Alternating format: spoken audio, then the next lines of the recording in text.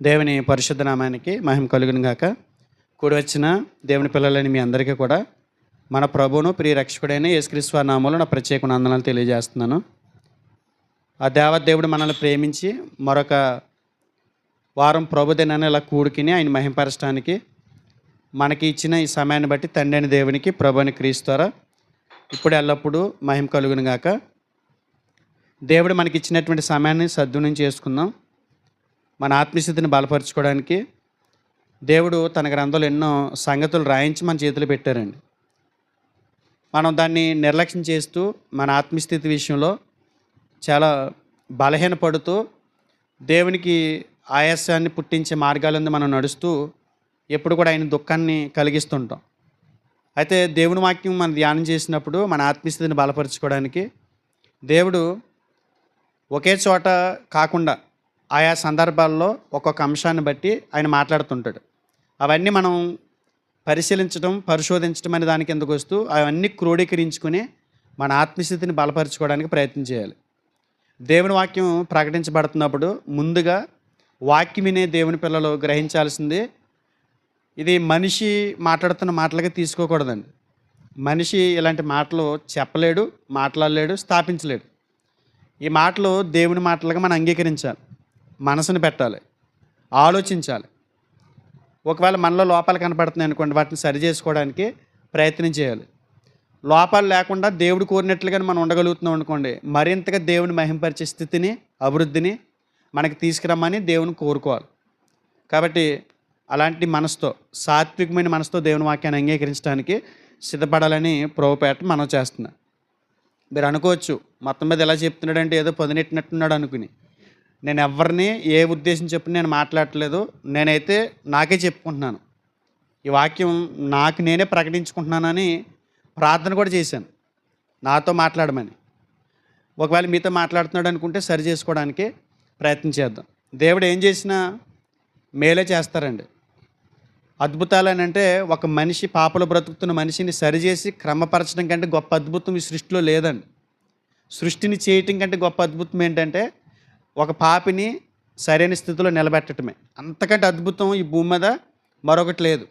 అలా చేయగలిగే అద్భుతాలు ఎక్కడైనా ఉన్నాయంటే దేవుని మాటల్లోనే ఉన్నాయి కదా. సువార్త నశించుచున్న వారిని రక్షించుటకు దేవుని శక్తి అన్నాడు. అంటే దేవుని మాటలు నశించిపోయే వారిని నిలబెట్టే మాటలు. అంటే ఆ మాటలకి ఇది శక్తి ఉంది. ఎలాంటి శక్తి అంటే భూమిని తిప్పడానికి దేవుడు ఏ శక్తిని అయితే ఉపయోగించారో అలాగే ఆ భూమిని తిప్పగలిగేవాడు ఆయన మాటలతోటి మనల్ని కూడా తిప్పగలడు, మార్చగలడు, నిలబెట్టగలడు, కట్టగలడు అనే విషయాన్ని భక్తులు రచయితలు ఎప్పుడు మాట్లాడుతూనే వచ్చారు. కాబట్టి ఈరోజు ఒక అంశాన్ని మనం ఆలోచించేద్దాం. అపొస్తలుడైన పౌలు తిమోతికి 2వ పత్రిక రాస్తూ 2వ అధ్యాయము 15 వచనంలోకి మాట్లాడారండి. అపొస్తలుడైన పౌలు తిమోతికి 2వ పత్రిక రాస్తూ 2వ అధ్యాయము 15 వచనం, దేవుని ఎదుట యోగ్యునిగాను సిగ్గుపడనక్కర్లేని పనివానిగాను సత్యవాక్యమును సరిగా ఉపదేశించువానిగాను నిన్ను నీవే దేవునికి కనపరుచుకున్నటకు జాగ్రత్త పడుము. గరగబరకం కింద చదివేకండి, ఎవరో ఒకరు తీసుకోండి, ఎవరో ఒకరికి ఛాన్స్ ఇవ్వండి. ఒక వచనం పురుషులు చదువుతున్నారు అనుకోండి, ఒక వచనం స్త్రీలు చదవండి. అంతే తప్ప మొత్తం కనిపించి అయిపోయి గలిబీల కిందను అరుస్తున్నట్టుగా ఉంది. వాక్యం అర్థం అవ్వట్లేదు. ఒకళ్ళు ఫస్ట్ పురుషులు చదివారు అనుకోండి, తర్వాత స్త్రీలు తీసుకోండి రెఫరెన్స్, డిస్టర్బెన్స్ కింద ఉంటుంది. ఇక్కడ పౌలు గారు తిమోతితో మాట్లాడుతూ అంటే దేవుని ప్రజలకి చెప్పాల్సినటువంటి విషయాన్ని గురించి మాట్లాడుతూ ఆయన ఏమంటాడంటే దేవుని ఎదుట యోగ్యునిగాను సిగ్గుపడనక్కర్లేని పనివానిగా. ఇందులో చాలా విషయాలు ఉన్నాయండి. ఒక్కొక్కటి ఒక్కొక్క అంశంగా తీసుకోవచ్చు. మనం దేవుని ఎదుట యోగ్యునిగా అనేది ఒక అంశం తీసుకోవచ్చు. సత్యవాక్యాన్ని సరిగా విభజించి ఉపదేశించేవాడిగా అనేది ఒక అంశం తీసుకోవచ్చు. నిన్ను నీవే దేవుని కనపరచుకు అనేది ఒక అంశం తీసుకోవచ్చు. అలాగే దేవుడు రాయించిన మాటలో ప్రతిదీ కూడా చాలా విలువైందండి. ఈరోజు మనం ఇవన్నీ తీసుకోవట్లేదు. అందులో ఒక పాయింట్ మాత్రమే తీసుకుంటున్నాం, ఒక విషయాన్ని మాత్రమే మనం తీసుకుంటున్నాం. అదేంటంటే సిగ్గుపడనక్కర్లేని వారిగా. సిగ్గుపడనక్కర్లేని వారు. భూమి మీద తల్లిదండ్రులు పిల్లల నుంచి కోరుకునేది ఏంటి తెలుసా అండి? సిగ్గుపడనక్కర్లేని పిల్లలుగా బ్రతికితే చాలు అనేది ఏ తండ్రి అని కోరుకుంటాడు. తను సిగ్గుపడకూడదు, తన జీవితం ద్వారా జన్మనిచ్చిన మాకు సిగ్గుని కలిగించకూడదు అని ఏ తండ్రి అని కోరుకుంటాడు. మీరు కోరుకుంటారా? మా పిల్లలు మమ్మల్ని సిగ్గుపరిచే స్థితిలో ఉండకూడదు, అలాగే ఇతరుల ఎదుట మా పిల్లలు సిగ్గుపడకూడదు, సిగ్గుపడే స్థితి వారు తెచ్చుకోకూడదు అని మనం కోరుకుంటాంగా. ఏ తల్లిదండ్రులని కోరుకుంటారు. ఒకవేళ అలా కోరుకపోతే వాళ్ళ తల్లిదండ్రులు కాదు, వారు దేవుడు వాళ్ళకి ఇచ్చిన ఆ బాధ్యతను కూడా సరిగ్గా నిర్వర్తించలేనట్టు లెక్క. ఏ తల్లిదండ్రులని కోరుకునేది పిల్లల నుంచి ఆశించేది సిగ్గుపడనక్కర్లేని వారుగా ఉండాలని కోరుకుంటాడు. అదే పౌలు గారు తన ప్రియకుమారుతో మాట్లాడుతూ నువ్వు ఎలా ఉండాలంటే సిగ్గుపడనక్కర్లేని వాడిగా ఉండాలి. సిగ్గుపడనక్కర్లేని వాడిగా. ఎదుటి వాళ్ళు నిన్ను సిగ్గుపరిస్తే నువ్వు సిగ్గుపడే స్థితిలో నువ్వు ఉండకూడదు. అటు తన కుమారు నుంచి దేవుడు పౌలు గారు అది కోరుకుంటున్నాడు. అలాగే ఒక సంఘ కాపరిగా నేను మీ నుంచి కూడా అదే కోరుకుంటాను. మీరు భూమి మీద భౌతికంగా మీరు జన్మనిచ్చిన పిల్లల నుంచి మీరు కూడా అదే కోరుకుంటారు. ఎవరైనా అదే కోరుకుంటారు, సిగ్గుపడకుండా ఉండాలి. ఏలెత్తి చూపిస్తే మన సిగ్గుపడే స్థితిలో మనం ఉండకూడదని కోరుకుంటుంటాం. అదే పౌలు గారు తిమోతి నుంచి కోరుకుంటున్నాడు, సిగ్గుపడనక్కర్లేని పనివానిగా పక్కన పెడదాం, జీవితాన్ని యాడ్ చేసుకుందాం. సిగ్గుపడనక్కర్లేని జీవితం అని పెట్టుకుందాం. సిగ్గుపడనక్కర్లేని జీవితం. సిగ్గు దీనికి పర్యాయ పదం లజ్జ అని కూడా అంటారు. లజ్జింపబడనక్కర్లేదు. లజ్జ అనేది సిగ్గుకి పర్యాయ పదం, బాగా పెద్ద పదం అనమాట. అది సిగ్గు, లజ్జ. ఇంకా దాన్ని సాగదీస్తే అవమానం. సిగ్గు అంటే అవమానం. టోటల్గా మనం అర్థం చేసుకోవాలంటే అవమానపడనక్కర్లేని జీవితం, ఎదుటివాడు అవమానపరచకుండా ఉండే జీవితం. మనం అవమానపడే స్థితిలో మనం ఉండకూడదు. సిగ్గుపడే స్థితి అంటే ఏంటి? మనం ఎప్పుడైతే సిగ్గు, అవమానం అనే ఈ పదాలని ఆలోచిస్తూ వాటమి వచ్చినప్పుడు సిగ్గుపడతాం కదా. వాటమి వచ్చినప్పుడు సిగ్గుపడతాం. ఓడిపోయామని కానీ ఎవరి మీదన్నా మనం సిగ్గుపడతాం. లేదంటే ఏదైనా తప్పు చేసినప్పుడు వచ్చే ఫలితం ఉంటుంది చూసారా, అది సిగ్గు, అవమానం, లజ్జ అంటారు. మనం చేసిన పొరపాట్లను బట్టి మనం ఎదుర్కొనే దానికి వచ్చే ప్రతిఫలం, చేసిన చెడు పనిని బట్టి వచ్చే ప్రతిఫలాన్ని సిగ్గు అంటాం. అది సిగ్గు అని బైబిల్ స్టేట్మెంట్ ఇచ్చింది. కొన్ని సందర్భాల్లో అవమానం అని కూడా వాడారు, కొన్ని సందర్భాల్లో లజ్జ అని కూడా వాడారు. అందు గురించి 3 మనం తీసుకునే రెఫరెన్స్లు ఎక్కడ తగిలినా ఇది సిగ్గుకి సంబంధించిందే, అవమానానికి సంబంధించిందే, లజ్జ అనే పదానికి సంబంధించిందే. కాబట్టి వీటిని దృష్టిలో పెట్టుకోండి. ఈ 3 పదాలు దేని నుంచి వచ్చే ఫలితాలంటే మనం చేసే చెడు పనులు, దానికి తగినటువంటి దానికి వచ్చే ప్రతిఫలాలు, దీనికి సిగ్గు, అవమానం అని వస్తున్నాయి. దేవుని పిల్లలు సిగ్గుపడనక్కర్లేని వారుగా ఈ భూమి మీద దేవుడు ఉండాలని కోరుకుంటున్నాడు. సిగ్గుపడనక్కర్లేని జీవితం ఈ భూమి మీద మనం బ్రతకడానికి, కలిగి ఉండటానికి ఈరోజు నేను చెప్తున్నటువంటి అంశం చాలా ఉపయోగపడుతుంది. సిగ్గుపడుతున్నాం అనుకోండి, సిగ్గుపడే స్థితిలో ఉన్నాం అనుకోండి, అది జీవితమే కాదు. సిగ్గుపడి మన జీవితాన్ని వెల్లదీస్తున్నాం అనుకోండి, అది అసలు జీవితమే కాదు. అది దేవుడు కోరిన విలువైన జీవితం కాదు. ప్రియులైన ఆయన పిల్లలు బ్రతికే జీవితం అది కాదు. సిగ్గుపడనక్కర్లేని పిల్లలు ఎవరైతే బ్రతుకుతారో వారు దేవునికి ప్రియమైన పిల్లలు. కాబట్టి ఈరోజు ఈ అంశం నేను ఉపయోగపడుతుందని నేను అనుకుంటున్నాను. పూర్తిగా మనసుని పెట్టండి. ఈ వాక్యం బోధిస్తున్న నాతో సహా నేను దీన్ని చాలా డీప్గా వెళ్ళాలనుకుంటున్నాను. అంటే నన్ను నేను పరీక్షించుకోవాలనుకుంటున్నాను. మీరు కూడా అసలు ఏంటి, మాలో సిగ్గుపడే జీవితం ఏదైనా ఉందా ఈ భూమి మీద? సిగ్గుపడే స్థితిలో మేము బ్రతుకుతున్నామా అనేది ఎవరికి వారు స్వపరీక్ష చేసుకోవాలి. వాక్య వెలుగులో పరిశీలన చేసుకోవాలి. ప్రతి ఒక్కరూ సాధారణంగా సిగ్గు, అవమానం కలగటానికి కొన్ని రీజన్స్ ఉంటాయి, కొన్ని కారణాలు ఉంటాయి.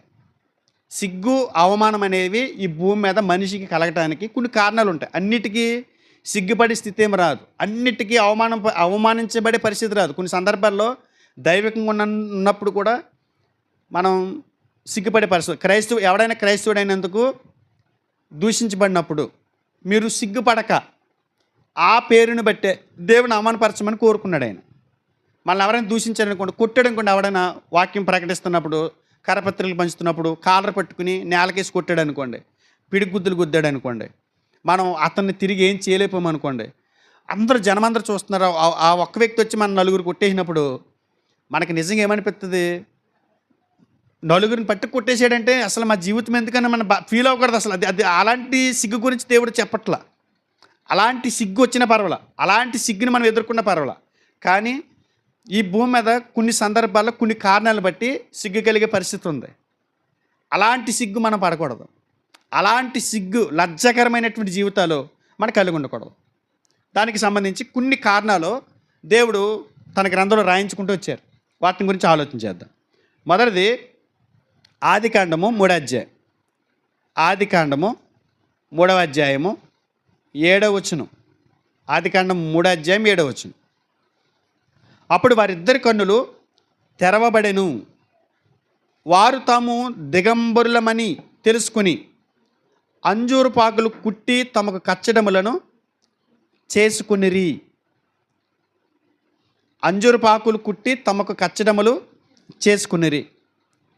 వాళ్ళిద్దరు కన్నులు తెరవబడ్డాయి. వారు తాము దిగంబరులమని తెలుసుకుని.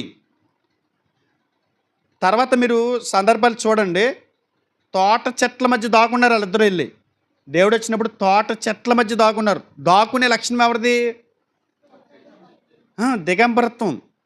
దిగంబరత్వాన్ని గొబుక్కుని నేను ఒక్కొక్కసారి ఎవరైనా ప్రార్థన చేయించుకోవడానికి పలకరించడానికి కింద వస్తూ ఉంటారు మాట్లాడడానికి. పురుషులు వచ్చినా కూడా నేను బనేంత ఉన్నాను, వెంటనే లోనికి వెళ్ళిపోయి షర్ట్ వేసుకుంటాను. నాకు కొద్దిగా ఫీలింగ్ అనమాట, ఈ శరీరాన్ని చూపించడం అంత కరెక్ట్ కాదు, అది సరైన పద్ధతి కాదు అని అనిపిస్తుంది. దానివల్ల పురుషులు చూపిస్తే ఏం కాదు, కానీ కొంతమంది ఒంటి మీద వస్త్రాలు లేకపోయినా కూడా సిగ్గులేని తిరుగుతూ ఉంటారు లోకపరంగా. అసలు వాళ్ళు డైరీతో కూడా తిరిగేస్తారు, రోడ్డు మీద తిరిగేస్తుంటారు. వాళ్ళు పెద్ద పెద్ద దాన్ని ఎలా తీసుకుంటారంటే పెద్ద అవమానంగా భావించరు. కానీ ఆదాము హవ్వలు చెట్టు పక్కలు దాక్కున్నారండి, దేవుడు చూస్తాడని. అంతకు మునుపు దిగంబరులే కదా, వాళ్ళు దిగంబరులే కదా. ఒంటి మీద ఏమి లేకుండా నూలు పోగు లేకుండా తిరిగారు. మరి అప్పుడు వాళ్ళకి ఎందుకు అనిపించలేదు? అప్పుడు సిగ్గు ఎందుకు వేయలేదు? వాళ్ళ కళ్ళు తెరవబడ్డాయి. అంటే కళ్ళు తెరవబడిన తర్వాత అప్పుడు దిగంబరత్వం బయటడుతుంది. కొంతమందికి కళ్ళు తెరవబడేంత వరకు మీరు దిగంబరులు, ఒంటి మీద నూలు పోగు లేకుండా బ్రతుకుతున్నాం, దేవుడిచ్చిన వస్త్రాన్ని పోగొట్టుకున్నాం, దిశమల అందరూ చూస్తున్నారు, మా బ్రతుకులు రోడ్డున పడ్డాయి అని కళ్ళు తెరవబడినంత వరకు వారికి సిగ్గేది. కానీ తెలిసింది, సిగ్గుపడి దాక్కుంటున్నారు. సిగ్గు అవమానం వచ్చేసింది వాళ్ళకి. వాస్తవానికి దేవుడు వాళ్ళు చేసింది అలాగే. కానీ వాళ్ళు తినవద్దన్న పండు తిన్న తర్వాత వారికి సిగ్గు అనేది ఏంటి తెలిసింది. సిగ్గుపడుతున్నారు, భయపడుతున్నారు, చాలా అవమానంగా భావిస్తున్నారు. ఎప్పుడంటే దేవుని మాటని మీరినప్పుడు నిజంగా తలెత్తుకోలేమండి. ఏదైనా చిన్న పొరపాటు చేసామనుకోండి, ఒకప్పుడు హుందాగా బ్రతికి చిన్న పొరపాటు చేసామనుకోండి, దేవుని ఆజ్ఞని మీరామనుకోండి, సిగ్గుపడతాం. ఎందుకు సిగ్గుపడాలి? తప్పు చేశా కాబట్టి. నేను ఎందుకు సిగ్గుపడాలంటాం చూడండి. ఒక్కొక్కసారి వాళ్ళు చూస్తున్నారు, నాకు సిగ్గేంటి, నేను పొరపాటు చేశానని ధైర్యంగా రొమ్మెత్తుకుని మాట్లాడతాం. దాక్కుంటున్నాము, అవమానంగా ఫీల్ అవుతున్నాము, సిగ్గుపడుతున్నాము, కనీసం దేవుని పని అంటే ముందుకు రాలేని స్థితిలో ఉంటున్నాము అని అంటే అర్థమేంటి తెలుసా? నీ కళ్ళు తెరవబడ్డాయి, నువ్వు చేస్తుంది తప్పు అని నీకు తెలుసు, అందుకే నువ్వు సిగ్గుపడుతున్నావు. సిగ్గు అనేది ఎప్పుడు వస్తుంది అంటే దేవుని మాటలు మీరినప్పుడు వస్తుందండి. ఎప్పటికీ గుర్తుపెట్టుకోండి. సిగ్గుపడుతున్నావు ఒకసారి నీ మొహం అద్దంలో చూసుకో. సిగ్గుపడుతున్నావు అని అంటే నువ్వు తప్పు చేస్తున్నావు నీకు అర్థమవుతుంది. అలాంటి సిగ్గు మనం కలిగి ఉండకూడదంట. అలాంటి సిగ్గు దేవునికి ఇష్టం లేదంటండి. అర్థమవుతుందా నేను చెప్పింది? అర్థమవుతుందా? ఏ సిగ్గు ఇది? దేవుణ్ణి బాధ పెట్టి సిగ్గు. పౌలు గారు తిమోతితో అంటున్నాడు, సిగ్గుపడనక్కర్లేని వానిగా ఉండాలి అన్నాడు. కానీ ఏదైనా తోటలో స్టార్టింగ్లోనే ప్రారంభ మానవులే సిగ్గుపడి దాక్కున్నారు. కారణం ఏంటి? దేవుడు చెప్పింది చేయక చెప్పంది చేశారు వాళ్ళు. పైగా చెప్పకుండా ఉన్నాడు అనుకోండి, చేసేసామనుకోండి, రీజన్ ఉంటుంది. చెప్పాడు పని కట్టుకుని అది తినొద్దని, ఆ పండు ముట్టుకోవద్దని. పండ్లు ఏముంటుందంటే పండ్లు ఏమీ లేదు, పండు ఒట్టిదే. ఆ పండు తింటే తెలివితేటలు వచ్చేస్తాయంటే తెలివితేటలు వచ్చి పండ్లు ఉన్నాయంటే భూమి మీద? ఆ పండు తింటే తెలివితేటలు వస్తాయని పళ్ళు ఏమైనా ఉన్నాయా? కాదండి. మాట అంతే. నేను వద్దన్నా నువ్వు తిన్నావు అంతే. పాపం చేసినప్పుడు, అదే మనం దేవుని ఆజ్ఞని మీరినప్పుడు సిగ్గు కలుగుతుందండి. కొన్ని సందర్భాల్లో మనం చేసిన తప్పిదాలకి పాత నిబంధనలు దేవుడు మాట్లాడే మాటలన్నీ కూడా అద్భుతంగా ఉంటాయండి.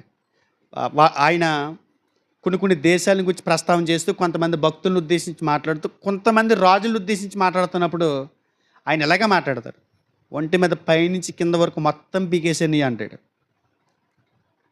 ఒంటి మీద నూలు పోగు లేకుండా నిలబెట్టాడు రా,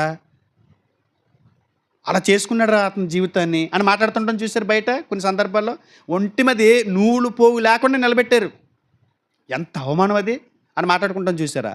అలా కొన్ని సందర్భాల్లో దేవుని మాట విననేటువంటి ప్రజల్ని అలాగే నిలబెట్టాడంట. అలా నిలబెట్టుకుని సిగ్గుపడే స్థితి మీరు తెచ్చుకోవద్దు అంటున్నాడు ఆయన.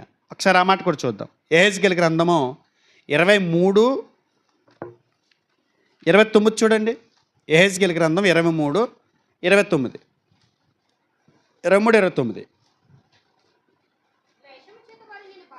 ద్వేషము చేత వారు నిన్ను బాధింతురు, నీ కష్టార్జితమంతయు పట్టుకుని నిన్ను వస్త్రహీనముగాను దిగంబరిగాను విడుతురు. అప్పుడు నీ వేశ్యాత్వమును, నీ దుష్కార్యములను, నీ జారత్వమును వెల్లడియగును.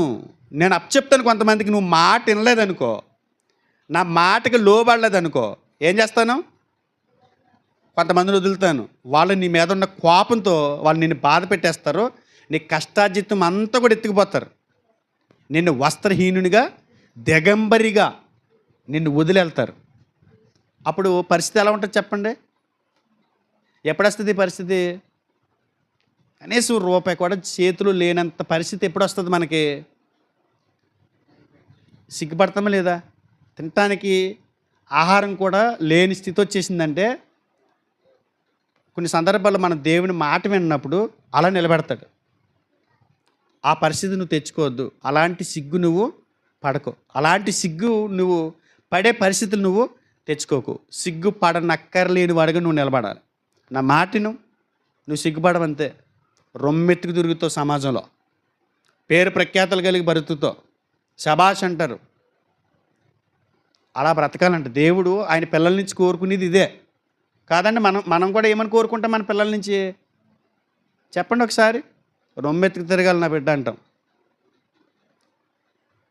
ఏంటి ఇలా వచ్చి ఒట్టి చేతులతో? అక్కడ అవమానపడిపోయాను, నేను చాలా బాధలు పడ్డాను, అక్కడ అవమానించబడింది చాలు, నువ్వు కూడా అలా అంటున్నావు ఏంటమ్మా, నువ్వు కూడా అలా అంటున్నావు ఏంటన్నా అంటే మన అంత గుండె పగిలిపోదండి మనకి. ఆ పరిస్థితి నువ్వు ఎందుకు తెచ్చుకున్నావు అని మనం మన పిల్లల విషయంలో వాపోతాం. అలాగే దేవుడు కూడా ఈ భూమి మీద ఆయన పిల్లలైన వారు, ప్రియులైన ఆయన పిల్లలు సిగ్గుపడే స్థితిలో ఉండకూడదు వారి జీవితాలు అని కోరుకుంటున్నాడు. కొన్ని సందర్భాల్లో అలా అవమానపరిస్తేనే కానీ రారు కూడా. మొదటిది ఏంటంటే, సాధారణంగా సిగ్గుపడి అవమానం కలగటానికి మొదటి కారణం దేవుని మాట వినకపోవటం వల్ల పరిస్థితులు వస్తాయండి మనకి. దేవుని మాట వినకపోవటం వల్ల. కీర్తన 6:10 చూడండి. 6:10.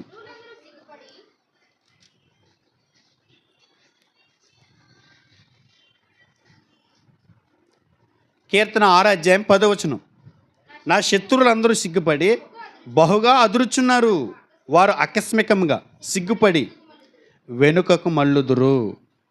ఇక్కడ భక్తుడు మాట్లాడుతూ నా శత్రువులందరూ సిగ్గుపడి బహుగా అదురుచున్నారు.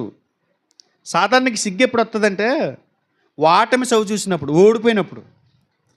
ఆయన శత్రువులందరూ కూడా ఎప్పుడు సిగ్గుపడుతున్నారు? ఆయన మీద ఓడిపోయినప్పుడు. సాధారణంగా సిగ్గు అప్పుడే కలిగిద్ది, అప్పుడే అవమానంగా ఫీల్ అవుతాం ఎవరి మీద ఓడిపోయినప్పుడు. ఒకటి దేవుని మాట విన్నప్పుడు అవమానకరంగా ఉంటుంది, 2 వాటమి ఎదురైనప్పుడు. చాలా సందర్భాల్లో ఓడిపోతుంటాం మనం, ఓడిపోతుంటాం. కాబట్టి వాటమి చూసినప్పుడు కూడా మనకి సిగ్గు కలిగిద్దని చెప్తున్నాడు. కీర్తన 44:15-16 చూడండి. కీర్తన 44 సిగ్గు కలగటానికి మరొక కారణం.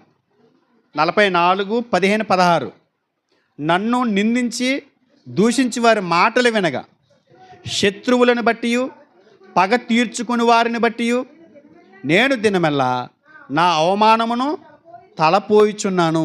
సిగ్గు నా ముఖమును కమ్మి ఉన్నది. సిగ్గు నా ముఖమును కమ్మి ఉన్నది. మనం విరోధులు దూషించబడినప్పుడు సిగ్గు కలిగిద్ది అంటండి. కనీసం ఎందుకు కొరగానోడు కూడా ఏలెత్తి చూపించేస్తుంటాడు కొన్ని సందర్భాల్లో. కారణం ఏంటి? మనం అలాంటి పనులు చేసుకున్నాం అంతే. కోరహ కుమారులు అదే ఫీల్ అవుతున్నారు ఇక్కడ. శత్రువులను బట్టి, పగ తీర్చుకుని వారిని బట్టి, నా మీద ఎప్పుడైతే దొరుకుతాడు, ఈ స్టీఫెన్ పాల్ సంఘస్థులు ఎప్పుడు దొరుకుతారని చూసే వాళ్ళు ఉన్నారు. ఇంతమంది ఉన్నారు. ఎప్పుడు దొరికితే రేకేద్దామని చూస్తున్నారు. మిమ్మల్ని కదా, నన్ను. ఇంతమంది ఉన్నారు నాకు తెలుసు. ఎప్పుడు పొరపాటు దొరుకుతాడా చూస్తున్నారు. నేను దొరకలేదు అనుకోండి, ఆయన పిల్లలని దొరుకుతారు. పిల్లలంటే సంఘస్థులైన దొరుకుతారు, ఖచ్చితంగా దొరుకుతారు. మిమ్మల్ని చూపించి నన్ను సిగ్గులు పాలు చేద్దామని చూస్తారు, మిమ్మల్ని సిగ్గులు పాలు చేస్తారు. ఇప్పుడు ఇక్కడ కూర్చున్న నలుగురు ఉన్నారు. నలుగురు నా స్నేహితులు, నాకు దగ్గర వారు. నేను ముగ్గురిని పిలిచి ఒకరిని వదిలేహానంటే ఏంటి అర్థం? ఏంటి? ఆ వ్యక్తిని సిగ్గుపరచాలని నేను చేసే ప్రయత్నం, అలాంటప్పుడు చాలా సిగ్గేస్తుందండి. వాళ్ళ ముగ్గురిని పిలిచాడు, నన్ను ఎందుకు పిలలేదు అని సిగ్గేస్తుంది. కారణం ఏంటంటే మనం అలాంటి అవకాశాన్ని మనం ఇచ్చాం. మన విరోధులు కనీసం ఇంట్లో 5 పైసలు విలువ లేనివాడు కూడా మనం లేలెత్తి చూపిస్తున్నాడంటే కారణం ఏంటి? మన ప్రాబ్లం అది, మన దగ్గర ఉన్నటువంటి లోపం అది. అవన్నీ అనవసరం. వాళ్ళకి గురివింద గింజ ఉంటుంది, కింద నల్లగా ఉంటుంది, గింజ అంతా ఎర్రగా ఉంటుంది.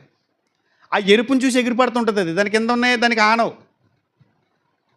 ఒక రకంగా లెక్క పెట్టుకోవాలనుకుంటే నేను చెప్తున్నాను, దేవుడు నాకు ఇచ్చిన స్థానిక సంఘాన్ని బట్టి ఇక్కడ సేవకులని పిలబడుతున్న వారిలో నా విశ్వాసులు ఉన్నట్టు ఉండని వారు కూడా ఉన్నారు. నా విశ్వాసులు చేసే భక్తి కూడా చేయరాళ్ళు. అలాంటి వాళ్ళు కూడా ఇక్కడ ఏలెత్తి చూపిస్తారు నా సంఘ విశ్వాసులు. కారణం ఏంటంటే మీరు చేసుకున్న పనులు అవి. సేవకులతో సమానంగా చూస్తున్నాను నేను మిమ్మల్ని. సేవకుడు అంత స్థాయిలో నేను చూస్తున్నాను, అంత భక్తి జీవితం చేస్తున్నారు. కానీ కొన్ని సందర్భాలు మీరు ఎందుకు అలా ప్రవర్తిస్తున్నారు అన్నప్పుడు సిగ్గుపడాలి. కోరహ కుమారులు అదే అంటున్నారు, మా విరోధులు మమ్మల్ని ఇలా అవమానపరుస్తుంటే చాలా సిగ్గేస్తుంది. ఏంటంటే ముఖం మీద ఏమొచ్చేసిందంట? సిగ్గు నా ముఖమును. అయ్యి బాబా, ఆ ముఖం చూస్తే ఉంటుందండి సిగ్గుపడేటప్పుడు చాలా అవమానకరంగా ఉంటుందండి. సిగ్గుపడిన ముఖం ఎప్పుడైనా చూసారా? ఏమన్నా వీడియో చూపించమంటారా? సిగ్గుపడుతున్నప్పుడు ముఖం ఎలా ఉంటుంది? అసలు అది పేదాలు అదొక రకంగా షేక్ అవ్వటం, చెవులు కనీసం కోతి ఊపినట్టు చెవులు కూడా ఊపుతాం. మనిషికి చెవులు ఊపడం కానీ మనిషి చెవి కూడా ఊపేస్తాడు. సిగ్గు వచ్చినప్పుడు ఇలా స్ప్రింగ్లు ఊగుతూ ఉంటాయి. అంత సిగ్గేస్తుంది. ఇంకా అసలు ఈ బాబోయ్ ఏం చేయాలి కూడా అర్థమవుతాం. ఎవడో బయటోడు వాళ్ళు ఏలెత్తి చూపించేసినప్పుడు అది ముఖం సిగ్గు కమ్మేసింది నా ముఖం. అసలు ఇంత కూడా ఏ కోసాన కూడా ధైర్యం కనపట్టలేదు నా ముఖంలో. ముఖం అంతా చిన్న గ్యాప్ కూడా లేకుండా, చిన్న స్పేస్ కూడా లేకుండా నా ముఖం ఎలాగా సిగ్గుతో తలజించుకునే పరిస్థితి వచ్చిందంట. ఓడిపోయినప్పుడు, శత్రువులు నిందించడానికి మనం అవకాశం ఇచ్చినప్పుడు, దేవుని మాట విననప్పుడు సిగ్గు కలుగుతుందంట. సిగ్గుపడనక్కర్లేని వారిగా ఉండాలని మన జీవితాలను కోరుకుంటున్నాడు దేవుడు. మనసుని పెట్టండి. ఖచ్చితంగా మన ఈ విషయంలో కొంచెం జాగ్రత్త కలిగి ఉండాలండి. ఎఫెసీ పత్రిక 5వ అధ్యాయం. ఎఫెసీ పత్రిక 5వ అధ్యాయము. ఎఫెసీ పత్రిక 5వ అధ్యాయం.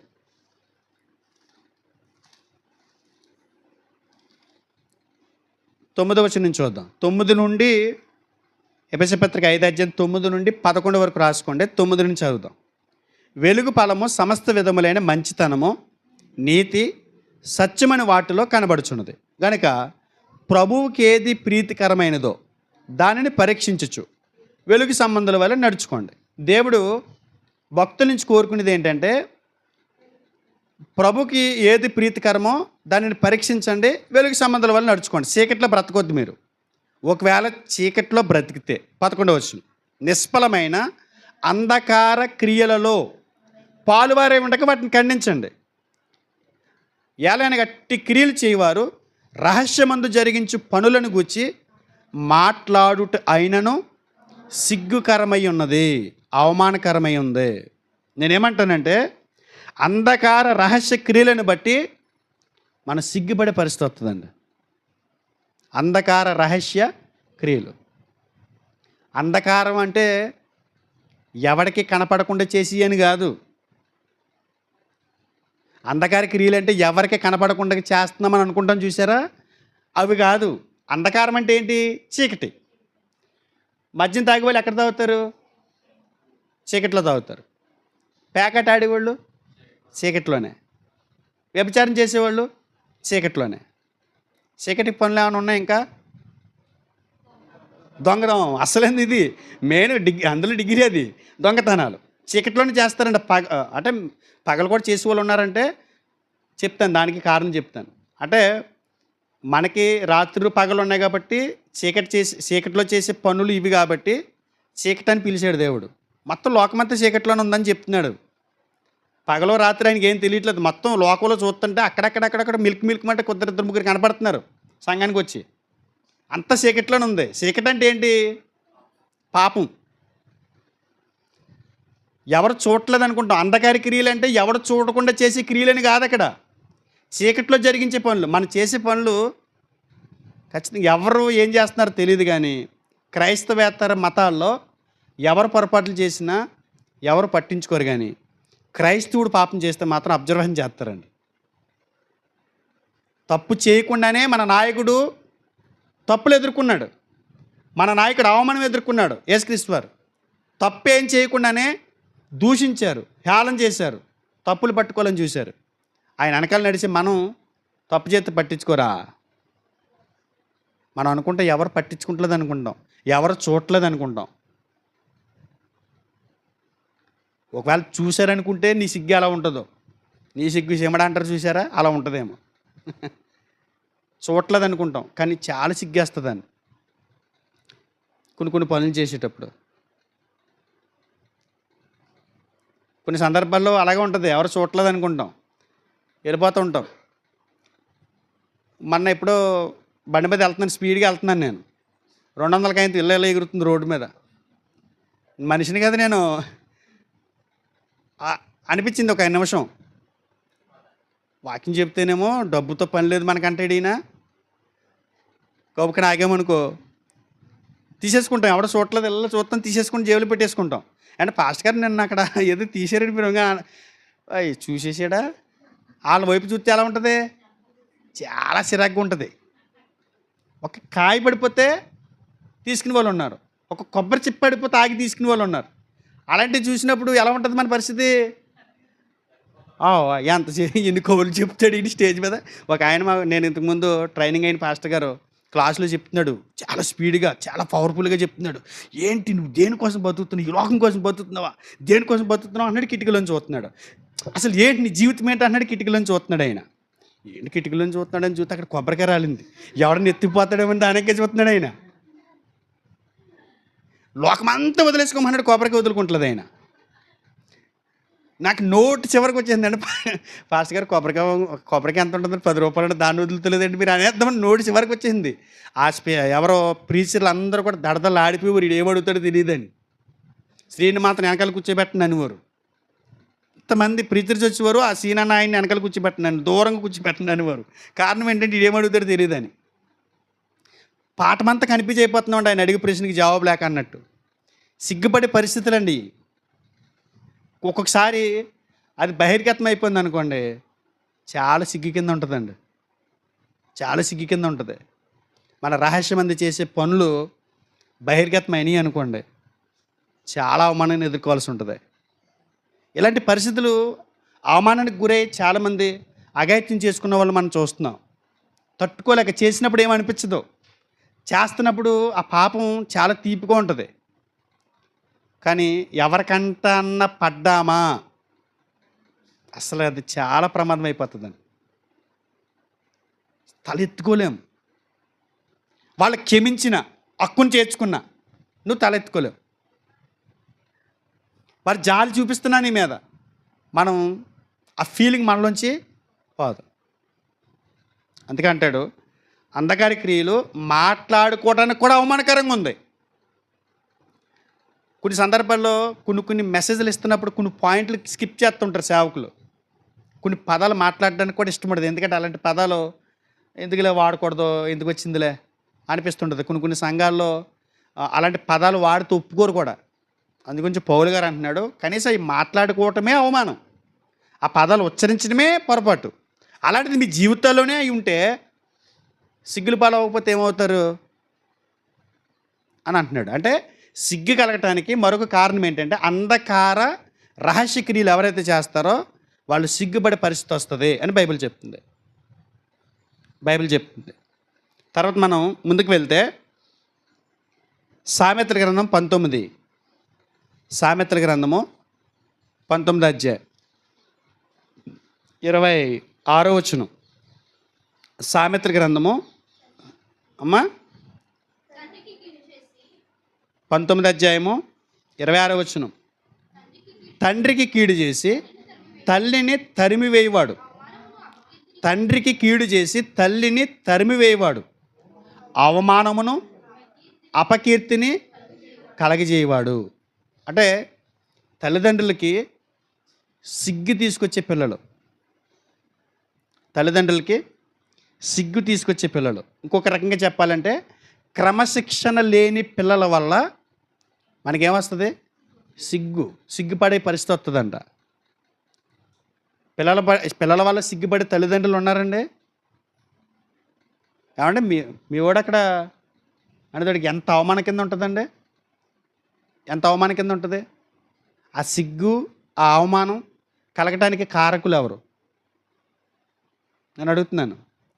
అలాంటి సిగ్గు, అవమానం అంటే మనల్ని తరిమేసే పిల్లలు, తండ్రికి గీడు చేసి తల్లిని తరిమేసే పిల్లలు ఏం తీసుకొస్తారు? సిగ్గు తీసుకొస్తారంట, అవమానాన్ని తీసుకొస్తారంట. కారణం ఎవరైనా అడుగుతున్నాను? తల్లిదండ్రులే. ఎందుకని? నేర్చుకుంటాం కాదు, క్రమశిక్షణ నేర్పడం మర్చిపోయారు వీళ్ళు. క్రమశిక్షణ నేర్పడం మర్చిపోయారు. అంతేనండి, అక్కడ చెప్తుంది అదే కదా. పిల్లలు అలా ఎందుకు తయారయ్యారని అడిగితే, మీకే అవమానకరంగా వాళ్ళు బ్రతుకుతున్నారంటే కారణం ఏంటి? మీకు అవమానం తీసుకొచ్చే జీవితం ఆ అమ్మాయి జీవిస్తుంది, ఆ అబ్బాయి జీవిస్తున్నాడంటే కారణం ఏంటి? నీ పెంపకంలో లోపం ఉంది. క్రమశిక్షణ పిల్లలకి నువ్వు నేర్పలేదు. అంతేనండి, క్రమశిక్షణ పెట్టడం నేర్పలేదు. కానీ మొన్న ఒక తమ్ముడు మురిసిపోతున్నాడు వాళ్ళ అబ్బాయి కోసం. ఏంటి అంత మురిసిపోతున్నావు అన్నాను. అంటే మా వాడన్నా ఎవరో ఏదో అన్నారంట నన్ను, మా నాన్న ఏమన్నా అంటే తలకే తీసేస్తానన్నాడంట. నా బిడ్డ అంటున్నాడు. ఏంటి నీ బిడ్డ తలకే తీసేస్తానంటే మురిసిపోతున్నావా అన్నాను. వాడి తలకాయ తర్వాత నీ తలకాయ కూడా తీస్తాడు, తలకాయలు తీయటం నేర్చుకుంటాడు. అంటే అవమానపడవలసినటువంటి విషయం, అది సిగ్గుపడాల్సిన విషయం. తలకాయలు తీసేసి అంత రేంజ్లో మాట్లాడుతున్నాడంటే ముక్కు మొహం తెలియనోడు. నీ ప్రాబ్లం నీది. ఏదైనా పిల్లలు తప్పు చేస్తుంటే ఎంత మురిసిపోతున్నారు ఈ రోజుల్లో. సిగ్గుపడాలి. వాళ్ళు చేసే తప్పులను కూడా నా బిడ్డ అని ముద్దెట్టుకోవటం, ఇది ఎక్కడ దారుణం అండి బాబా. సిగ్గుపడాలి. ఇప్పుడే అలాంటి మాటలు మాట్లాడుతున్నారంటే రేపు పొద్దున్నే ఎలా ఉంటుందో, ఏ రేంజ్లో ఉంటుందో, ఎలా ఆడుకుంటారో చూడు. నిన్ను నీ భార్యని తరిమేస్తారు బయటికి. ఎంత మురిసిపోతారో వాళ్ళు మాట్లాడే ముదర మాటలకి. ఒక దేవుడు ఒక డిజైన్ చేసాడండి బాడీకి. చిన్నప్పుడు మాట్లాడే మాటలు ముద్దుగా ఉంటాయి. ఆ చిన్నప్పుడు మాట్లాడే మాటలు ముద్దుగా ఉంటాయి కదా అని చెప్పేసి ముదర మాటలు మాట్లాడుతుంటారు. ముదర మాటలు మాట్లాడడం పేటమనుడు పీకాలి. బెత్తం వాడని కుమారుడు చెడిపోతాడు.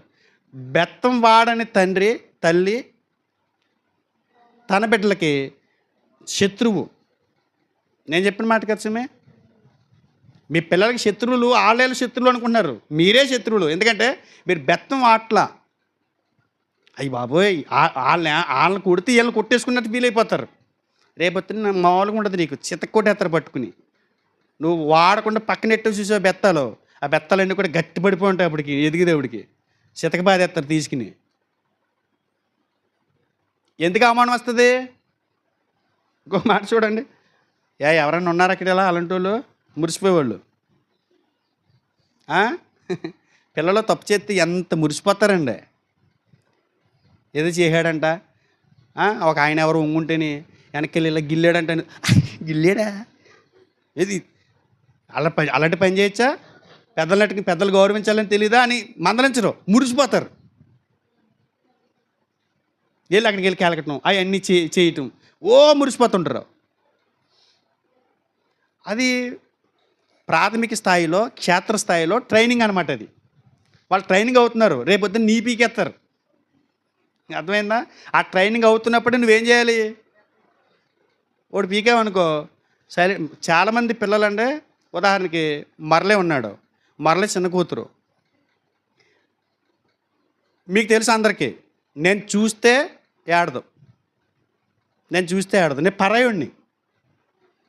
మరి తల్లిదండ్రులు చూస్తే ఎందుకు ఏడు పాపట్లేదు?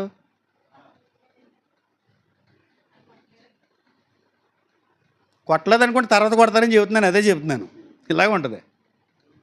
కనీసం మందలించాల్సి వచ్చినప్పుడు, తిట్టాల్సి వచ్చినప్పుడు, ఖండించాల్సి వచ్చినప్పుడు, పిల్లల్ని ఖండించకపోతే మీరు అనుకుంటున్నారు గారం అనుకుంటున్నారు. ప్రపంచంలో ఇంతమంది ఉన్నారండి పిల్లలు, మీకు తప్ప భూమి మీద ఎవరికి పిల్లలు లేరు అనుకోకండి. మీరిద్దరు కాదు, చాలామంది ఉన్నారు ఇక్కడ, అందరికీ పిల్లలు ఉన్నారు. ఆ పిల్లలే గాడిదలే తయారయ్యాం. ఇప్పుడు గాడిదలు ఏంటి అన్నీ? అప్పుడు పిల్లలే కదా.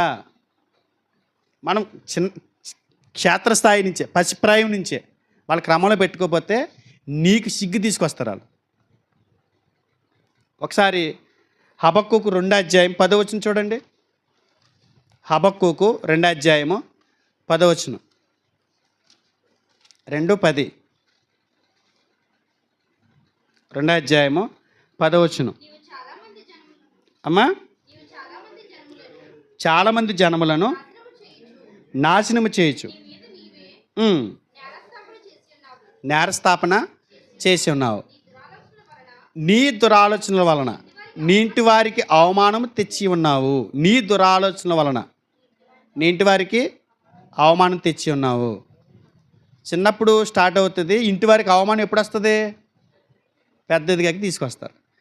యేసుప్రభు వారు భూమి మీద సువార్త పరిచర్యలో ఉన్నప్పుడు ఆయన వాక్యం చెబుతుంటే ప్రజలు ఏమన్నారండి? యేసుప్రభు వారు వాక్యం చెప్తున్నప్పుడు చక్కగా వాక్యం చెప్తున్నాడు. వాక్యం చెప్తున్నప్పుడు అక్కడ ఉన్న ప్రజలు యేసుక్రీస్తు వారిని ఏమన్నారు?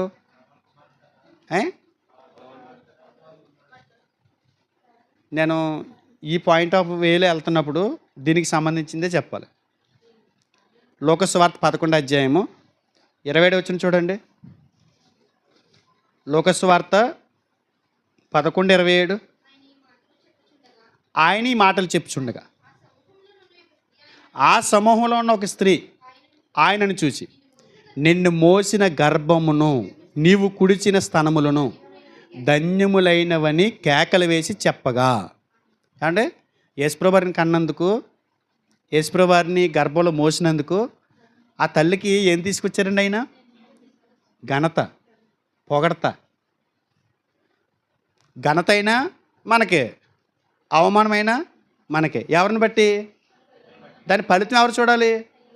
తల్లిదండ్రులే చూడాలి. ఎవరైనా పొరపాటు చేసినప్పుడు నిజంగా ఏమంటారండి?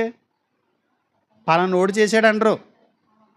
ఏదో పలానా తల్లిదండ్రుల పేర్లు ఎత్తుతారు చూడండి. తల్లిదండ్రుల పేర్లు ఎత్తుతారా? ఎందుకని? నువ్వు చేసావు కాబట్టి అలా ఉన్నారని. దృష్టిని పెట్టండి. అవమానము, సిగ్గు ఎలా వస్తాయంటే ఒక్కొక్కసారి మన పిల్లల్ని బట్టి కూడా వస్తాయి. అలాంటి పరిస్థితులు మనం ఎదుర్కోవాల్సి ఉంటుంది. మనమే అని చెప్పేస్తాం, అమ్మో ఆ పిల్ల మాట ఏందండి, ఆ పిల్ల ఏదంటే అదే. మరి నువ్వెందుకు ఇక్కడ? గేదెలు కట్టానుగా. ఎందుకున్నావు? తల్లిదండ్రులుగా మిమ్మల్ని ఎందుకు ఎట్టాడు? గేదెలు కట్టానుగా. ఆ పిల్ల మాట, ఎవరి మాట ఏందండి? ఆ పిల్ల ఇది కూడా ఎలా చెప్పుకుంటున్నారు అనుకుంటున్నారు? గర్వంగా. మీ వాడు అక్కడ ఇలా చేస్తున్నాడు, ఆడపిల్లని లేడు. అవునా? అంటే ఈ పెద్ద మగవాడు, ఈ మగవాడికి ఇంకొక మగవాడు పుట్టాడు, ఈ గర్వం. ఉమ్, సిగ్గుపడాలి. సిగ్గు విడిచి బతుకుతున్నాడు వాడు. నలుగురిలో సిగ్గుల పాలు చేస్తున్నాడు. నువ్వు సిగ్గుపడాలి. ఇంకా మురళికి, తర్వాత అనిల్ గారికి, వెంకటలక్ష్మి, మా తమ్ముడు గిరిజోని గారికి, గణేష్, నరేష్, వీళ్ళందరికీ మంచి ఛాయిస్ ఉంది. ఇంకా మాకు లేదు. మా పిల్లలు ఎదిగిపోయారు. అమ్మాయి జక్కలకి సాలిమ గారికి ఛాన్స్ లేదు, ఎదిగిపోయారు. ఎందుకంటే మొక్కై వంగనప్పుడు రానే వంగుతుందా అంటున్నాను. మీకు ఛాన్స్ ఉంది, ఇంకా దాన్ని వినియోగించుకోండి.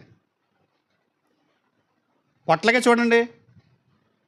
పొట్లకాయ అంటే బారుగా నిటారుగానే ఉండాలి. అది 50 అయినా 100 అయినా కొంటారు మీరు. అదే పొట్లకి ఇలా ఇలా వంకర అయిపోయి ఇంత లావుగా ఉన్న ఇది పావు కేజీ 50 రూపాయలకి ఇస్తున్నాడు, నిటారుగా ఉన్నది. అది పావు కేజీ 10కి ఇస్తానన్నా నువ్వు తీసుకో. అది ఒకటే, మెటీరియల్ ఒకటే, అందులో గుజ్జు ఒకటే, దానికి దీనికి ఏం తేడా లేదు. అదే కండ, అదే శరీరం, అదే టేస్ట్ ఉంటుంది. మరి నువ్వు ఎందుకు తీసుకో? పొట్లకాయ అంటే నిదానంగానే ఉండాలి. పొట్లకే గుణం అది. వంకరగుంటే పొట్లకే కదా, పొట్లకే. కానీ వంకరగుంటే నీకు ఇష్టం లేదు. అందుగురించి రైతులు ఏం చేస్తారంటే పొట్లకాయ పిండి దశలో ఉన్నప్పుడు రాడ్ కడతారు కింద. ఎందుకని? బాగా లావు అయిపోయిన తర్వాత లావుదని కట్టండి, ఇటుకి తప్పకమైన మధ్యలో దిగిపోద్ది, ఇరిగిపోయి. అంటే చిన్నప్పుడు పిండి దశలోనే నువ్వు రాడు, ఈ భయము, ఈ భక్తి, ఈ సండే స్కూల్ ఇవన్నీ నేర్పావు అనుకో, పెద్ద ఎదిగిన తర్వాత నీకు అవమానం. వాళ్ళు నిటారుగానే ఉంటాడు. నువ్వు వంకర చేయాలని ఇరిగిపోతాడు. వంకర అవదక్కది. సరి చేసుకోండి. పిల్లల్ని క్రమశిక్షణలో పెట్టండి. అల్లరి చేస్తుంటే ఎంత మురిసిపోతారో. ఈ పక్కోళ్ళు కూడాను వాళ్ళని రెచ్చగొడతారు. వాళ్ళని ఈ అని వీళ్ళు ఆడిస్తూ ఉంటారు. వాళ్ళు అనుకుంటారు డిస్టర్బెన్స్ అవ్వట్లేదు అనమాట, మా పిల్లలు అల్లరి వీళ్ళకి ముద్దుగా ఉందన్నమాట అనుకుని వాళ్ళు అసలు పట్టించుకోరు.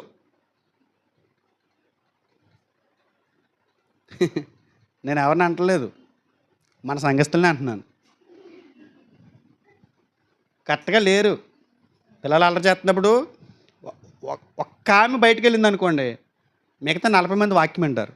నువ్వు అలా పెట్టి కూర్చున్నావు అనుకో, ఇక 49 మంది వాక్యం వినరు.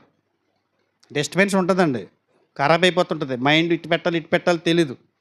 40 నిమిషాలకి ఫీడ్ అయిపోయి ఉంటుందంట మన మైండ్, బుర్ర. 40 నిమిషాలు దాటితే ఇంక అక్కడి నుంచి అటు ఇటు తడుముకుంటుందంట కిటికీలు, మన మెదడండి కురపారం గారు. అలాంటిది 40 నిమిషాల్లో ఎప్పుడు వదిలేస్తాడని వీళ్ళు చూస్తూ ఉంటే ఈ అల్లరి బాగా సపోర్టివ్గా ఉంటుంది. ఈ అని వీళ్ళు చిన్నపిల్లలు అయిపోతున్నారు. ఇప్పుడు వాకింగ్ చెప్తాం మేము, అటు ఇటు చూస్తే మీరు అటు ఇటు తడుముకున్నారు, నడిపింపు రాదండి. ఇలా అర్థం అవ్వట్లేదేమో, ఇష్టం లేదేమో, ముగించేస్తే బాగుంది అనిపిస్తుంటుంది. వీళ్ళు తడుముకుంటారు. ఎప్పుడు పిల్లల్ని చూడనట్టు, ఎప్పుడు ఇంటికాడ ఆడుకోండి పొద్దున్నే సాయంత్రం వరకు. సంఘంలో మన పిల్లల్ని ఆడించడానికి, సంఘంలో మనం సినిమా థియేటర్లు లేస్ ప్యాకెట్లు చింపుకు తినడానికి రావట్లేదు. ఇక్కడికి మనం దేవుణ్ణి ఆరాధించడానికి వస్తున్నాం. కాబట్టి ఈ విషయంలో పిల్లల్ని క్రమశిక్షణలో పెట్టకపోతే మాత్రం మీకు అవమానం, సిగ్గు మిగులుతుందని చెప్తున్నాడు. బయటికి తరిమేస్తారంట వాళ్ళు.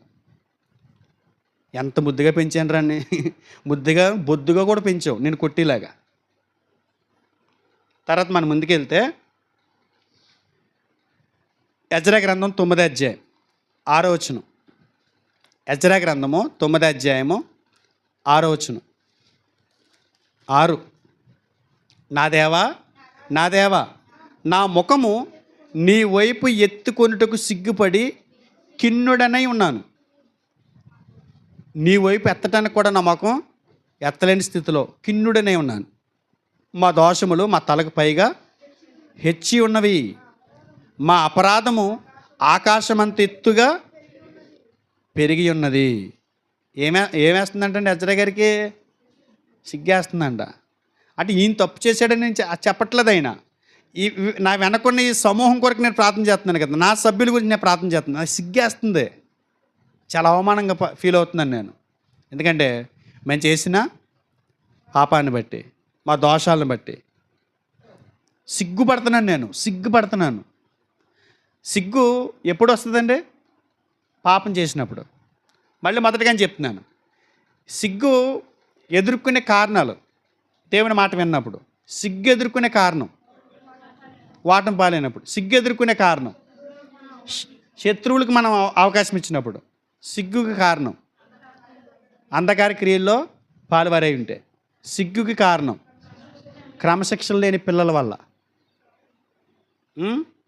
సిగ్గుకి కారణం పాపం. పాపం ప్రజలకు ఏం తీసుకొస్తుందంట? అవమానం తీసుకొస్తుందంట. పాపం ప్రజలకు అవమానం తెస్తుందంట. పాపం చేసినప్పుడు సిగ్గుపడాలి, సిగ్గుపడే పరిస్థితి వస్తుంది. అదే చెప్తున్నాడు, నా స్వమోహాన్ని బట్టి నేను చాలా సిగ్గుపడుతున్నాను, కనీసం మొహం పైకి ఎత్తడానికి కూడా నేను చూడలేకపోతున్నాను, నీ ముఖం పైకి ఎత్తడానికి కూడా నాకు భయం వేస్తుంది అన్నాడు. ఇర్మీయా గ్రంథం 22 అధ్యాయం 22 వచనం చూడండి. 22 అధ్యాయం 22 వచనం. 22 నీ కాపర్లందరూ గాలి పీల్చుదురు, నీ విట్టకాండ్రు చెరలోనికి పోవుదురు, నీ చెడుతనమంతటిని బట్టి నీవు అవమానము నొంది సిగ్గుపడుదువు. నీ చెడుతనాన్ని బట్టి నీవు అవమానము నొంది సిగ్గుపడుదువు. మనం పాపం చేసినప్పుడు సిగ్గుపడే పరిస్థితులు వస్తాయండి. అందు గురించి పాపాన్ని ఏం చేయాలి? వెంటనే విసర్జించాలి, పాపాన్ని సమాధి చేసేయాలి. ఇవాళ ఎలా ఉందండి పరిస్థితి? ఇక్కడ ఆయన పేరేం పేరు? యొకన్య గురించి దేవుడు ప్రవచనం ఇర్మీయా ద్వారా ప్రకటింపజేస్తూ, అసలు నీ సిగ్గుకి, నీ అవమానానికి కారణం ఏంటంటే నీ చెడుతనం. ఈయన చెడుతనం చేస్తూ గర్వపడుతున్నాడు. ఈయన కింద ఆ రాజ్యంలో ఉన్నటువంటి సభ్యులు కూడా అదే పరిస్థితి ఉంది. చూడండి ఒకసారి 8వ అధ్యాయము ఇర్మీయా 8వ అధ్యాయం 12 వచనం చూడండి. 8:12 తాము హేయమైన క్రియలు చేస్తున్నందున సిగ్గుపడవలసి వచ్చెను గాని వారు ఏమాత్రము సిగ్గుపడరు, అవమానం నొందితమని వారికి తోచనే లేదు.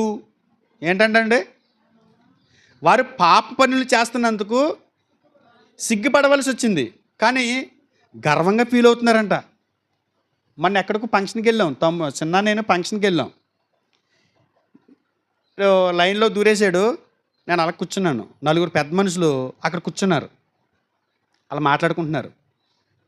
మా అక్క రాలేదా అంటున్నాడు ఈయన. ఎవరిని? ఇంకొక ఆయన్ని. చిన్నక్క పెద్దక్క అంటున్నాడు. చిన్నక్క పెద్దక్క అన్నాడు. అంటే ఈయన పెద్ద మగాడు, ఈయనకి ఇద్దరు. సిగ్గుపడాల్సింది పోయి గర్వంగా చెప్పుకుంటున్నాడు. అంటే అది పెద్ద గొప్ప గర్వం లోకానికి.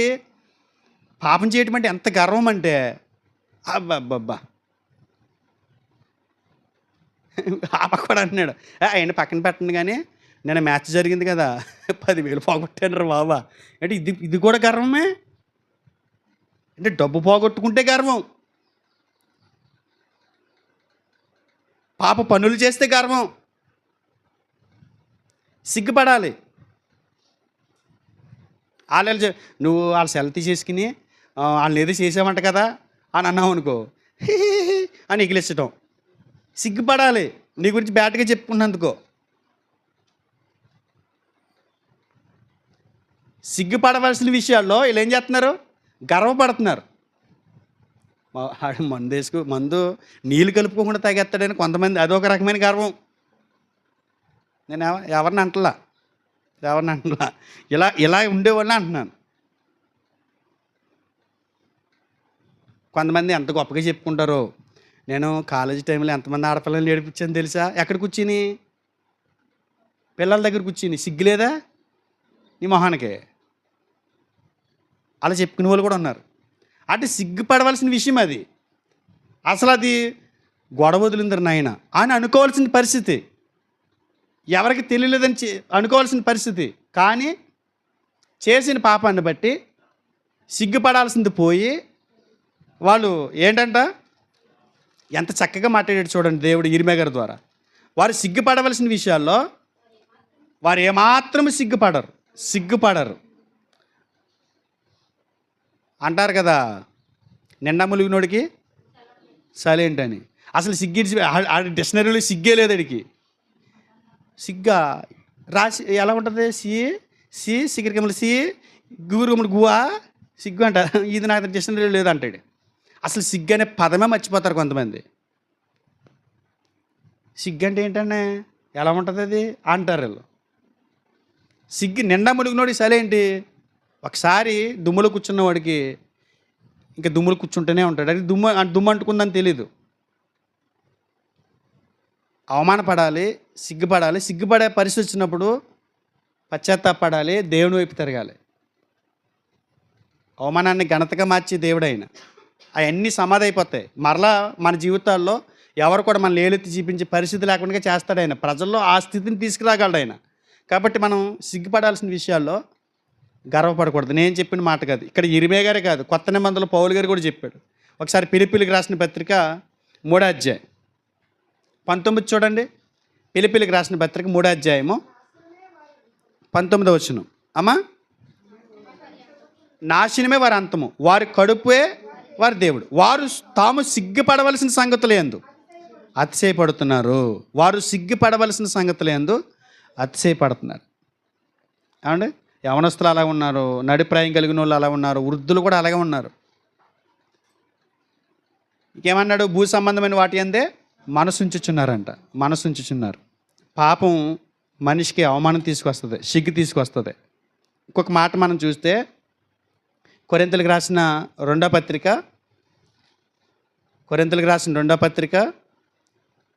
9వ అధ్యాయము. కొరింథీయులకు రాసిన 2వ పత్రిక 9వ అధ్యాయము 3-4 వచనాలు చూడండి. అయితే మిమ్మల్ని గూర్చిన మా అతిశయం ఈ విషయంలో వ్యర్థం కాకుండానట్లు నేను చెప్పిన ప్రకారం మీరును సిద్ధంగా ఉండుటకై ఈ సహోదరులను పంపితిని. అంటే ఇక్కడ కొరింథీయుల గురించి పౌలు గారు అతిశయపడుతున్నాడంట. మిమ్మల్ని గురించి మేము అంటే అపోస్తులు గర్వపడుతున్నారంట. ఎవరిని బట్టి? కొరింథీయులను బట్టి. సంఘాలన్నింటిలో ఇలా చూడండి, సంఘాలన్నింటిలో కొరింథీయులు కొద్దిగా రిచ్ పీపుల్స్ అనమాట. అందరూ పేదోళ్ళు అయితే కొరింథీయులు మాత్రం కొద్దిగా డబ్బున్నోళ్ళు. వాళ్ళని బట్టి అపోస్తులు అతిశయపడుతున్నారంట, గర్వపడుతున్నారంట. ఎందుకు గర్వపడుతున్నారు చెప్పాడు చూడండి ఆయన. మా అతిశయం ఈ విషయంలో వ్యర్థం కాకుండా నేను చెప్పిన ప్రకారం మీరు సిద్ధంగా ఉండుటకై ఈ సహోదరులను పంపితిని. మీరు సిగ్గుపడని ఎడల, చూడండి ఎంత స్పష్టంగా చెప్తున్నాడు, మీరు సిగ్గుపడని ఎడల, ఒకవేళ 4వ వచనమేనా, మీరు సిద్ధపడని ఎడల, ఒకవేళ మాసిదోనియా వారైనను నాతో కూడా వచ్చి, మీరు సిద్ధపడిన ఎడల ఒకవేళ మాసిదోనియా వారు ఎవరైనా నాతో కూడా వచ్చి మీరు సిద్ధంగా ఉండకపోవుట చూచిన ఎడల, మాసిదోనియా వారు వచ్చారనుకున్నా కూడా మీ గురించి అక్కడ ఇంత బాగా చెప్పాను. ఎవరి గురించి? కొరింథీ సంఘం గురించి. అపోస్తులు చెప్తున్నారు మీ గురించి, అబ్బా మంచి రిచ్ పీపుల్స్ అని. మాసిదోనియా వ్యక్తిని నాకు కూడా తీసుకొచ్చి మిమ్మల్ని దర్శించాను. ఎందుకు దర్శిస్తున్నాను? మాసిదోనియా ఎందుకు దర్శిస్తున్నాను? మీతోటి ఎందుకు దర్శిస్తున్నానంటే కానుకల కోసం, దాతృత్వం అంట. పేదలకి సహాయం చేయటం, రాజ్య విస్తరణ కొరకు, సేవకులు పోషణ కొరకు వీళ్ళందరూ సందాలు పోగేసి సేవకులకు పంపించేవారంట, పేదవాళ్ళకి పంపించేవారంట. మాసిదోనియా వాడిని ఎవరినైనా తీసుకొచ్చి, అసలు కొరింథీయులు ఎంత రిచ్ అంటే వాళ్ళు చాలా ఉన్నవాళ్ళు, చాలా డబ్బు ఉన్నవాళ్ళు, వాళ్ళు దేవుని పని అంటే ముందు ఉరికేస్తారు అని మీకోసం మేము అక్కడ చెప్పుంచాం. ఒకవేళ అలాంటి వాడు ఎవడైనా వచ్చి మా కూడా మీ దగ్గరికి వచ్చిన తర్వాత కానుకలు పెట్టి తాళం తీస్తే సిగ్గుపడకూడదు. మీరు కొరింథీయులారు సిగ్గుపడకూడదు. మాసిదోనియా సభ్యుడు ఎవరైనా వస్తే మాత్రం సిగ్గుపడే పరిస్థితి మీరు తెచ్చుకోకండి. ఎందుకంటే 8వ అధ్యాయం చూడండి, మొదటి వచనం. సహోదరులారా, మాసిదోనియా సంఘములకు అనుగ్రహింపబడి ఉన్న దేవుని కృపను గూర్చి మీకు మాసిదోనియా వాళ్ళకి దేవుడు కృప ఇచ్చాడంటండి. మాసిదోనియా వాళ్ళకి దేవుడు తన కృపనిచ్చాడంట. ఏంట కృప తెలుసా? ఎలాగనగా వారు బహుశ్రమల వలన పరీక్షింపబడగా అత్యధికముగా సంతోషించిరి. మరియు వారు నిరుపేదలైనను వారి దాతృత్వము బహుగా విస్తరించెను. ఈ కృప విషయంలోనూ పరిశుద్ధుల కొరకైన పరిచర్యలో పాలు పొందే విషయంలో మనఃపూర్వకంగా మమ్మును వేడుకొనుచు వారు తమ సామర్థ్యము కొలదియే గాక సామర్థ్యము కంటే ఎక్కువగాను తమంతట తాము ఇచ్చిరని మీకు సాక్ష్యం ఇస్తున్నాను. వాళ్ళు నిరుపేదలంటండి, పేదలు కాదంట, నిరుపేదలంట. ఏమిచ్చారంటండి? అత్యధికంగా బహుగా ఇచ్చారంట. అంటే ఇప్పుడు ఎవరు సిగ్గుపడాలి? ఎవరికి సిగ్గు? ధనవంతులై ఉండి దేవుని పనికి ఇవ్వలేని వాళ్ళు సిగ్గుపడాలి. డబ్బు కలిగి ఉండి దేవుని పనికి ఇవ్వలేని వాళ్ళు సిగ్గుపడాలి. మాసిదోనియలు వాళ్ళు నిరుపేదలై ఉండి దేవుని పనికి ఇస్తున్నారు. సేవకులు అక్కర్లు తెలుసు, సేవకులు ప్రేమిస్తారు. వాళ్ళు అప్పు చేసేనే ఇస్తున్నారంట. అలాంటాడు ఎవడన్నా వచ్చాడు అనుకోండి, సిగ్గుపడాలి. అంతేనా అక్కడ చెప్పింది? మాసిదోనియా వాడు ఎవరైనా వచ్చి నాతో వచ్చి 4 వచ్చిన మళ్ళీ 9:4 మీరు సిగ్గుపడని ఎడల, ఒకవేళ మాసిదోనియా వారు ఎవరైనాను నాతో కూడా వచ్చి మీరు సిద్ధంగా ఉండకపోవడం చూసిన ఎడల, ఈ నమ్మిక కలిగి ఉన్నందుకు మేము సిగ్గుపరచబడదుము. ఏంటండి? ఏంటి మీ విశ్వాసులా అవ్వా అని మేము సిగ్గుపడాలి. ఆ మాట అన్నాడంటే మీరు సిగ్గుపడాలి. ఏమంటున్నాడు ఇక్కడ? ఇంతకీ విషయం ఏంటంటే, ధనవంతులయ్యండి పేదల కంటే తక్కువ ఇచ్చినప్పుడు సిగ్గుపడతారు. అంటే పేదోడు పట్టుకొచ్చి ఇచ్చాడు అనుకోండి, ఆ పక్కన ధనవంతుడు ఆల్రెడీ ఇచ్చేసాడు, వాడు 500 ఇచ్చాడు, ఈ పేదోడు 1000 ఇచ్చాడు. నీకేమనిపిస్తుంది చెప్పాలి? నీ 500 ట్రైల్ ఇచ్చానంటావా? అసలు ట్రైల్ ఇచ్చాను అంటావా? సిగ్గుపడాలి. అనా పైసలతో సహా దేవుడు అంత పిసినారు ఉండడండి. అనా పైసలతో సహా పరలోకంలో లెక్క అడుగుతాడు. భూమిలో పాతి పెట్టాను, దాచిపెట్టాను, ఎవడన్నా ఎత్తిపోతాడని చెప్పామనుకో, తీస్తాడు బయటికి. దేవుని పనికి పేదలు ఇస్తున్నారు, కష్టపడి కూడా ఇస్తున్నాడు, డబ్బు సంపాదించుకునేవాడు ఇవ్వట్లేదు అనేది పౌలు గారి బాధ. మేము సిగ్గుపడుతున్నాం మీ గురించి, మీరు సిగ్గుపడాలి. అర్థమవుతుందండి? నిన్న రూబెన్ కొడుక్కి ఏదో ప్రాబ్లం వచ్చి మెసేజ్ పెట్టాను. నాకు మొన్న నైట్ అంతా బాధ వేసింది. అనవసరంగా పెట్టానా ఏంటి, ఎవరు స్పందించలేదు అని బాధ వేసింది. తర్వాత శ్రీకాంత్ అలాగే 3-4 స్పందించి టక్ మని 500 వేసారు. అక్కడ పరిస్థితి చూస్తేనేమో పెద్దగా ఉంది ఇబ్బంది. ఇక్కడ చూస్తేనేమో 2500, 3000 పట్టుకుని ఇదిగో మా సంఘం తరపు మేము ఇచ్చాం, మా విద్యార్థుల తరపు మేము ఇచ్చాం అనుకోండి, సిగ్గు కింద ఉంటుందమ్మా అని ఉంటుందండి. కష్టం. ఇప్పుడు మనం ఒక 500 లేకపోతే ఒక 1000 ఇచ్చామనుకోండి, అది మనకు కష్టం కాదు. మనం 10,000 ఇస్తే కష్టం, 20,000 ఇస్తే భారం. ఉన్నవాడికి అది భారం కాదు, కష్టం కాదు. డబ్బు విలువ ఎప్పుడు తెలుస్తుంది తెలుసండి? డబ్బు విలువ తెలిసినాడు ఎవరు తెలుసా? ఖర్చు పెట్టినోడికి డబ్బు విలువ తెలుస్తుందండి. దాచుకునేవాడికి తెలీదు, ఆత్మలు సంపాదించేవాడికి తెలుస్తుంది. అస్సలు మూట కట్టేసి ఆ సూర్యులో పెట్టేసి కూడా ఆయన మా ఊళ్ళో అండి కృపారం గారు మూట కట్టేసి సూర్యులో పెట్టేసి వాడు చెయ్యి రూపోయిందండి. ఒకసారి చెయ్యి రూపోయింది, ఇక్కడ ఈ గుర్తుగడ్డ ఇరిగిపోయింది. ఓ రోజుని ఇటక పట్టుకుని నడుచుకుంటూ వెళ్తున్నాడు, గోసబడి పెట్టుకుని బనీని కూడా ఉండేది కదా, అలా పట్టుకుని వెళ్తున్నాడు. ఏంటమా అన్నాను, చెయ్యి ఇరిగిపోయింది రాళ్ళా అని. మరి ఇటుకేంటి, తాళ్ళు ఏంటి, ఈ కురుపూసలు ఏంటి అన్నాను. ఇలా పెట్టుకుంటే సరి అయిపోతుంది, కిందకు వచ్చేది దెమ్మకి లైన్ అయిపోద్ది అంటున్నాడు. సరే పాప అయిపోయింది. 6 నెలలకు 7 నెలలకు చచ్చిపోయాడండి. చనిపోయిన తర్వాత పిల్లలు దేవుడు ఆయన్ని ఒక స్థితిలో ఉంచాడు. ఇల్లు ఇప్పారండి. ఇల్లు ఇప్పితే 500 కాంతలు సగం ఇది ఏంటి చెదపురుగుల్ని పెంచాడు ఆయన. పిల్లల్ని పెంచలేదు, భార్యకు కూడెట్టలేదు, ఆయన తినలేదు, చెదపురుగుల్ని పెంచాడు బాగా. మొత్తం సగం తినేసి కింద పడితే కనీసం నెంబర్లు కూడా అయ్యేంత తెలివైనవి చూడండి. నెంబర్లు తినేసినాయి, ఈ పక్కన నెంబర్లు తినేసినాయి, ఆ పక్కన నెంబర్లు మధ్యలోని ఇవి ఉన్నాయి. ఈ పట్టుకెళ్తే ఎక్కడ మారమంటున్నారు. అంటే తెలివి లేనోడు, చదువు లేనోడు, జ్ఞానం లేనోడు, దైవికంగా జ్ఞానం సంపాదించుకున్నాం మనం కూడా తీసి ఇవ్వకపోతే దేవుని పనికి ఎక్కడ జరుగుతాయి దేవుని పనులు? ఆత్మలు రక్షించబడతాయి. మనుషులు ఉంటే సరిపోదు, వాకింగ్ చెప్పుడు ఉంటే సరిపోదు, అక్కడ డబ్బు కూడా ఉండాలి.